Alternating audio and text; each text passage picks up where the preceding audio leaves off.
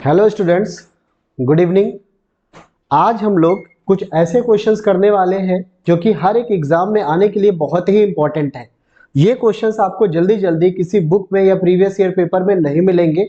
ये क्वेश्चन बनाए गए हैं और आगामी जो भी परीक्षाएं हैं उसके लिए काफी महत्वपूर्ण क्वेश्चंस हैं।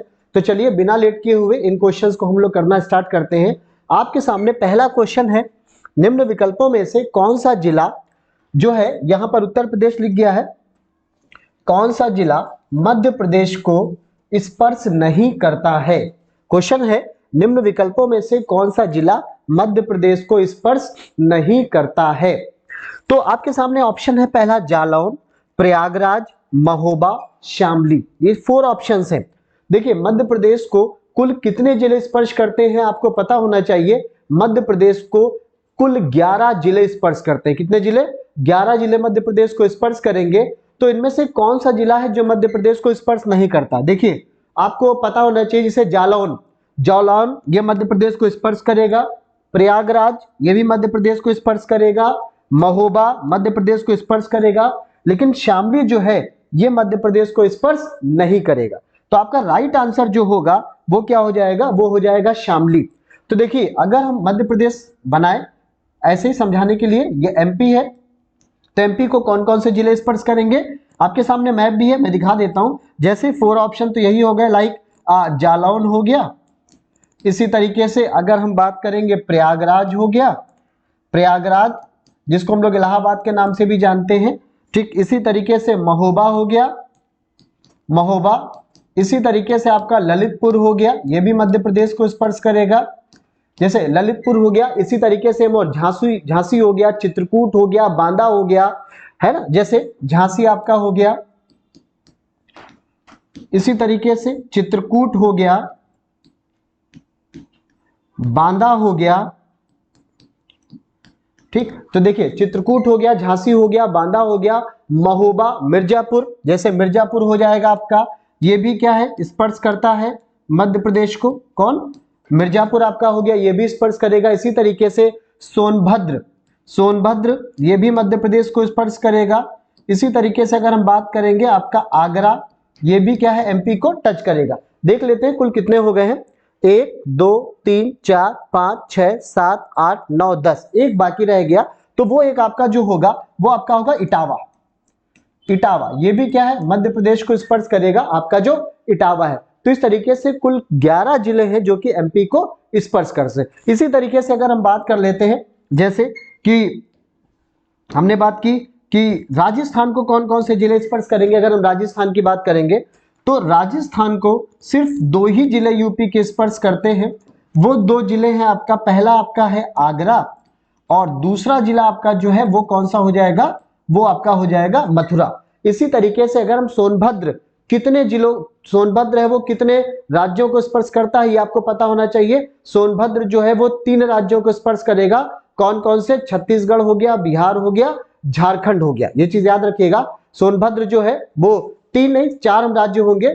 ठीक है, चूंकि आपका सोनभद्र जो है देखिए एमपी को भी टच करेगा, आपका छत्तीसगढ़ को भी टच करेगा, बिहार को भी टच करेगा और किसको टच करेगा? झारखंड को टच करेगा। तो 4 राज्य हैं जिनको सोनभद्र स्पर्श करता है। इसी तरीके से उत्तराखंड कितने जिलों को स्पर्श करता है? उत्तराखंड लगभग 7 जिलों को स्पर्श करता है, जैसे सहारनपुर हो गया, रामपुर हो गया, मुजफ्फरनगर हो गया, मुरादाबाद हो गया, पीलीभीत हो गया, बिजनौर हो गया, बरेली हो गया। इस तरीके से 7 जिले हैं जिनको कौन टच करता है? आपका उत्तराखंड टच करता है। ओके, तो ये चीज आप याद रख लीजिएगा। उत्तर प्रदेश के जो पड़ोसी राज्य हैं उनको उत्तर प्रदेश के कौन कौन से जिले स्पर्श करते हैं, ये क्वेश्चन आपके लिए आने के लिए काफी इंपॉर्टेंट रहेगा। चलिए नेक्स्ट क्वेश्चन हम लोग देखते हैं। अगला क्वेश्चन आपके सामने जो रहेगा, नेक्स्ट क्वेश्चन, तो ये क्वेश्चन आपके लिए, ये आपके सामने देखिए मैप है, ये मैप आप देख लीजिएगा, जिसमें इधर का जो एरिया रहेगा उत्तराखंड वाला एरिया रहेगा, नीचे का आप एरिया देखेंगे मध्य प्रदेश का, इधर आप देखेंगे राजस्थान का, तो आप यहां से देख सकते हैं। ओके, चलिए नेक्स्ट क्वेश्चन आपके सामने जो रहा वो क्वेश्चन आपके सामने ये है, अगला क्वेश्चन, कि भीतरगांव का मंदिर उत्तर प्रदेश के किस जिले में स्थित है? भीतरगांव का मंदिर, पहला ऑप्शन आपका है गोरखपुर, दूसरा है बदायूं, तीसरा आपका है कानपुर और चौथा जो आपका है ऑप्शन वो क्या हो जाएगा? लखनऊ। तो भीतरगांव का मंदिर बहुत इंपॉर्टेंट क्वेश्चन है, ये इनमें से किस जिले में स्थित है? तो इसका सही आंसर जो हो जाएगा भीतरगांव का मंदिर जो है ये कानपुर में, कहां पर आपको मिलेगा, भीतरगांव का मंदिर कानपुर में मिलेगा। और इस मंदिर के जो संस्थापक थे, याद रखिएगा, ये भीतरगांव का जो मंदिर है ये कहां पर आपका है, कानपुर में है। ये मंदिर जो है कि कब कब बनवाया गया था, ये गुप्त साम्राज्य के दौरान बनवाया गया था। गुप्त साम्राज्य, याद रखिएगा, गुप्त साम्राज्य के दौरान, मैं यहां लिख देता हूं, गुप्त साम्राज्य के दौरान लगभग 5वीं शताब्दी में इस मंदिर का निर्माण कराया गया था। ये टेराकोटा मिट्टी से निर्मित ये मंदिर है। तो यहां पर आपका राइट आंसर हो जाएगा भीतरगांव का मंदिर, उत्तर प्रदेश के कानपुर जिले में स्थित है। ये चीज आप याद रखेंगे। इसी तरीके से गोरखपुर जो पसंद है, तो गोरखपुर जो फेमस है या किस चीज के लिए वो प्रसिद्ध है, तो गोरखपुर में एक ताल है जिसको हम लोग क्या बोलेंगे, जिसको बोलेंगे हम लोग रामगढ़ ताल। वो आपको रामगढ़ ताल कहां मिलेगा, गोरखपुर में मिलेगा। इसी तरीके से लखनऊ जो है, लखनऊ में यहाँ पर कई तरीके के संस्थान है ना, भातखंडे जैसे आपका संस्थान हो गया, या और भी कई तरीके के संस्थान है। तो इन संस्थानों में ललित कला अकादमी हो गया, इसी तरीके से और भी विश्व अनुसंधान संस्थान है, अनुसंधान अभिकल्प संस्थान है। ठीक, इस तरीके के ढेर सारे संस्थान आपको लखनऊ में मिलेंगे। तो इसका राइट आंसर हो जाएगा आपका कानपुर। ओके, चलिए नेक्स्ट क्वेश्चन हम लोग देखते हैं। अगला क्वेश्चन आपके सामने ये है, नेक्स्ट क्वेश्चन आपके सामने ये है कि एक मिनट रुकिएगा। हाँ, निम्न में से कौन सा विकल्प सही सुमेलित नहीं है, निम्न में से कौन सा विकल्प सही सुमेलित नहीं है। देखिए, चलिए हम लोग देखते हैं। पहला है संभल मस्जिद अयोध्या, क्या ये सही सुमेलित है। दूसरा है सहेत महेत गोंडा, क्या यह सही सुमेलित है। तीसरा है बेती ताल पक्षी विहार गाजीपुर, क्या ये सही सुमेलित है। चौथा है कुकरैल वन लखनऊ। तो इसमें से राइट आंसर कौन होगा, जो सही मैचिंग नहीं है, बाकी 3 मैचिंग सही। ओके, तो पहला संभल मस्जिद अयोध्या, ये मैचिंग एकदम सही है। संभल मस्जिद जो अयोध्या में है, इस संभल मस्जिद का निर्माण जो कराया था वो किसने कराया था, वो बाबर ने कराया था। याद रखिएगा, संभल मस्जिद का जो निर्माण कराया था वो बाबर ने कराया था, इंपॉर्टेंट है। सहेत महत ये गोंडा, ये बौद्ध कालीन एक पुरातात्विक स्थल है जो कि गोंडा और बहराइच एरिया में फैला हुआ है। तो ये विकल्प भी पूरी तरीके से क्या हो जाएगा, सही है। अगला बेती ताल पक्षी विहार। अब देखिए, बेती ताल पक्षी विहार गाजीपुर में ना होकर ये कहां पर है आपका मिलेगा, ये मिलेगा आपका प्रतापगढ़ में। कहां मिलेगा, प्रतापगढ़ में। बेती ताल पक्षी विहार जो आपका रहेगा प्रतापगढ़ में। इसी तरीके से कुकरैल वन, तो कुकरैल वन जो आपके हैं लखनऊ में, ये ऑप्शन भी क्या हो जाएगा, पूरी तरीके से सही है। ये मैचिंग नहीं सही है प्रतापगढ़ में। अब जैसे पक्षी विहार की बात आई तो कुछ और पक्षी विहार हम लोग देख लेते हैं। जैसे लाख बहोशी पक्षी विहार एक आपका है, लाख बहोशी, याद रखिएगा, लाख, मैं लिख देता हूं, बहोशी पक्षी विहार, लाख बहोशी पक्षी विहार।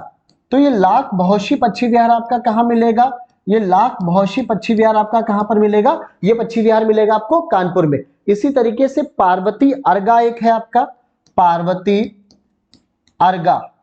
तो पार्वती अर्गा पक्षी विहार जो आपको मिलेगा ये कहां पर मिलेगा, ये आपका मिलेगा गोंडा में। कहां पर मिलेगा, गोंडा में। इसी तरीके से सांडी पक्षी विहार की अगर हम बात करेंगे तो सांडी पक्षी विहार जो आपको मिलेगा, सांडी पक्षी जो विहार आपका रहेगा ये कहां पर मिलेगा, ये हरदोई में मिलेगा। सांडी पक्षी विहार ये कहां पर रहेगा, हरदोई में रहेगा। इसी तरीके से बखीरा पक्षी विहार की बात करेंगे तो ये आपका संत कबीर नगर में मिलेगा। कहां मिलेगा, संत कबीर नगर में बखीरा पक्षी विहार। इंपॉर्टेंट है आपके लिए, तो यहां पर आप इनको भी आप नोट डाउन कर लीजिएगा, ये क्वेश्चंस रहेंगे आपके एग्जाम के लिए। चलिए नेक्स्ट क्वेश्चन देखते हैं। अगला क्वेश्चन आपके सामने ये रहा, जो नेक्स्ट क्वेश्चन है, ठीक, क्वेश्चन नंबर 4। क्वेश्चन नंबर 4 आपके सामने ये है, मेकांग नदी का उद्गम किस देश से है। मेकांग रिवर, ये क्वेश्चन बहुत एग्जाम में आता है। तो मेकांग नदी का उद्गम किस देश से है। आपके सामने ऑप्शन है, पहला है चीन, दूसरा है दक्षिण कोरिया, तीसरा है लाओस, चौथा है थाईलैंड।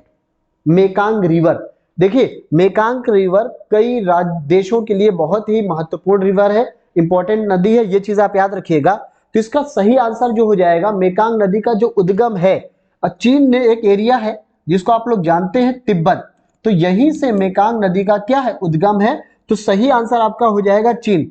चीन से मेकांग रिवर निकलती है, लेकिन ये मेकांग नदी जब चीन से निकलती है तो कई देशों से होकर बहती है। मेकांग रिवर जैसे म्यांमार और थाईलैंड अगर हम बात करें, ये सीमाएं बनाती है कई देशों के मध्य में, जैसे म्यांमार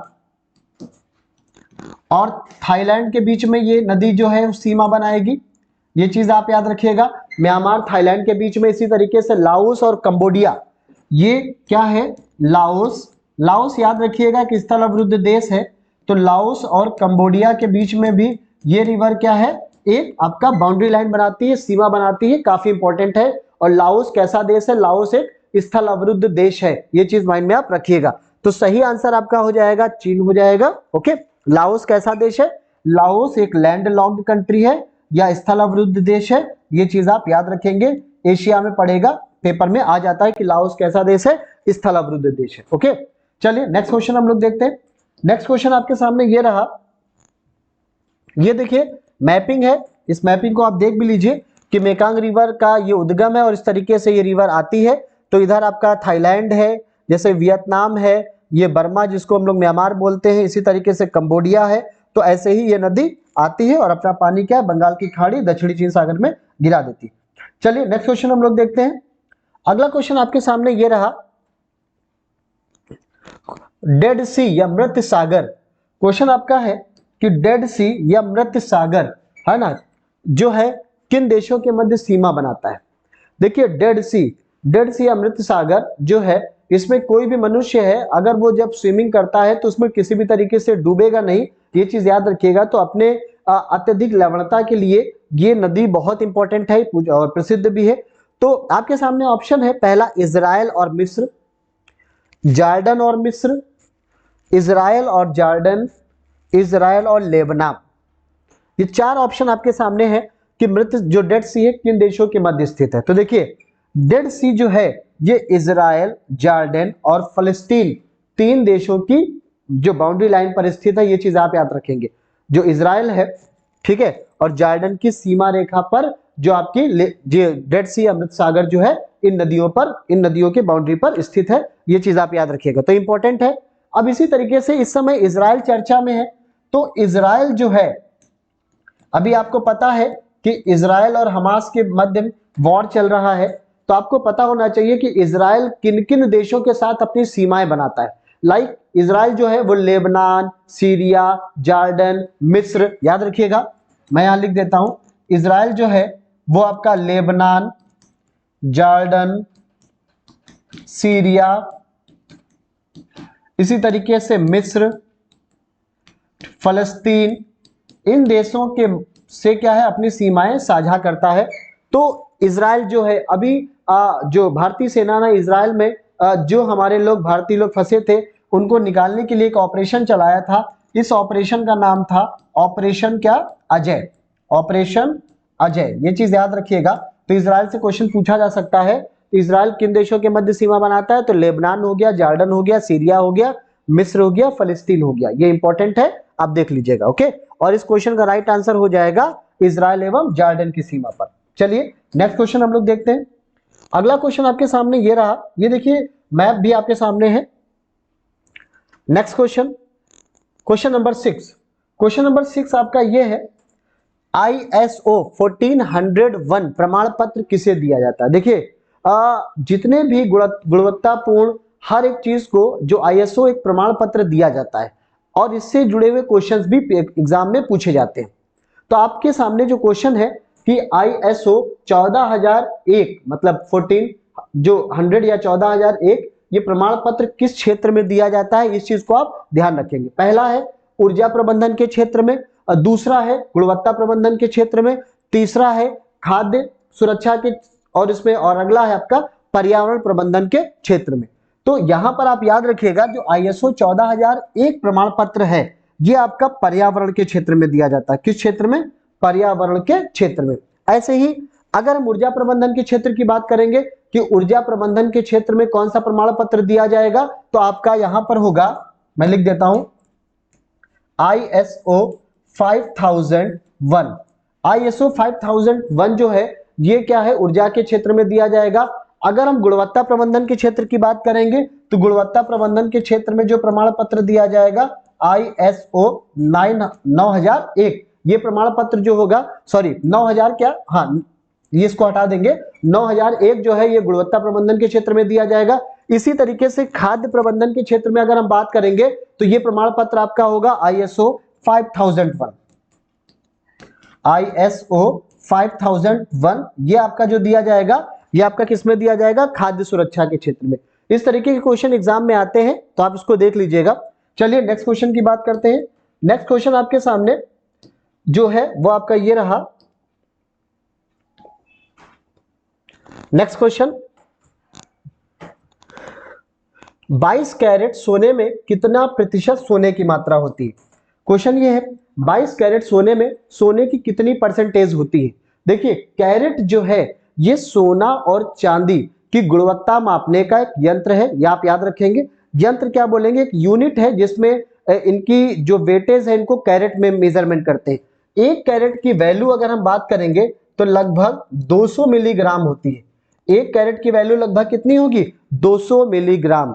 इन आभूषणों की, मतलब सोने और चांदी के आभूषणों की शुद्धता मापने के लिए इनको एक सिंबल दिया जाता है जिसको हम लोग क्या बोलेंगे, हॉलमार्क। क्या बोलेंगे, हॉलमार्क। सोने के लिए हॉलमार्क जो दिया गया था वो लगभग 2000 ईस्वी में, मतलब ईस्वी बोल रहा हूं, सन 2000 में, और सोने के लिए शुद्धता के लिए एक हॉलमार्क दिया गया और चांदी के लिए बाद में दिया गया। लगभग 2005 में चांदी के लिए यह हॉलमार्क देना प्रारंभ हुआ। अब यहां पर क्वेश्चन है कि कैरेट की अगर हम बात करेंगे कि 22 कैरेट सोने में कितने प्रतिशत गोल्ड होता है। आपके सामने ऑप्शन है, पहला 95.8%, अगला ऑप्शन है 87.5%, अगला ऑप्शन है 75.0%, अगला ऑप्शन आपका है 91.6%। तो ये क्वेश्चन काफी इंपॉर्टेंट है। 22 कैरेट जो गोल्ड होता है इसमें लगभग 91.6% गोल्ड होता है। 75% जो गोल्ड होगा वो 18 कैरेट जो है उसके सोने के लगभग बराबर होगा। 18 कैरेट जो गोल्ड होगा उसमें लगभग 75% गोल्ड होगा उसमें। और अगर हम बात करेंगे 91.6% तो ये 22 कैरेट की कंडीशन होगी। किसकी होगी, 22 कैरेट की। याद रखिएगा 22 कैरेट की कंडीशन आपकी ये रहेगी। और अगर 23 कैरेट का गोल्ड है तो 23 कैरेट का जो गोल्ड होगा 23 कैरेट का, तो इसमें जो सोना होगा वो 95.8% के आसपास होगा। तो ये याद रखिएगा, एग्जाम में क्वेश्चन आ जाते हैं इस तरीके के। चलिए नेक्स्ट क्वेश्चन देखते हैं हम लोग। अगला क्वेश्चन आपके सामने रहा, ठीक, कौन सा विकल्प गलत सुमेलित है। ऑप्शन है कौन सा विकल्प गलत सुमेलित है, जो सही सुमेलित नहीं है। पहला है रेणुका मेला हिमाचल प्रदेश, ट्यूलिप, ये ट्यूलिप है, इसको सही कर लीजिएगा, ट्यूलिप उत्सव या ट्यूलिप फेस्टिवल जम्मू कश्मीर, नलबाड़ी मेला लद्दाख, फूलदेई उत्सव उत्तराखंड। तो यहां पर आपने फूलदेई उत्सव तो पता है कि उत्तराखंड में है, ट्यूलिप उत्सव जो है ये जम्मू कश्मीर में मनाया जाता है, लेकिन नलबाड़ी मेला जो कि इसमें बैलों की पूजा की जाती है, याद रखिएगा बैलों की पूजा की जाती है नलबाड़ी मेला में, ये लद्दाख में ना होकर ये कहां पर आपका है, ये आपका मिलेगा हिमाचल प्रदेश में। कहां पर मिलेगा, हिमाचल प्रदेश में। इंपॉर्टेंट है, नलबाड़ी मेला जो है ये हिमाचल प्रदेश में लगता है और रेणुका मेला भी कहां लगेगा, ये भी हिमाचल प्रदेश में लगेगा। ये चीज आप याद रखेंगे। बाकी ऑप्शन आपके सामने एकदम राइट है, तो नलबाड़ी मेला ये हिमाचल प्रदेश में। ओके, चलिए नेक्स्ट क्वेश्चन देखते हैं हम लोग। अगला क्वेश्चन आपके सामने ये रहा,